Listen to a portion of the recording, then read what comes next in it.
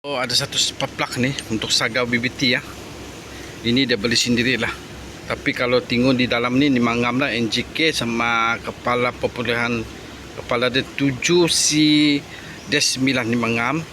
Apa tu kalau saya tengok sini yang di sini ni tulis Jepun lah. Okey, ada Thailand ada Jepun lah. Ini Jepun. So sekarang ni standard lah. So dia beli sendiri. Kita tolong dia bikin lah. Okey, tolong dia bikin. Untuk macam mana cara dia, kita mau kena pakai inilah untuk kasih set dia lah. Tapi dia mau buat rod dragon, so kena buat lah di sini lah rod dragon, mau marking dulu dia supaya dia tidak lari nanti. So ini orang sendiri beli ya, saya ambil upah saja.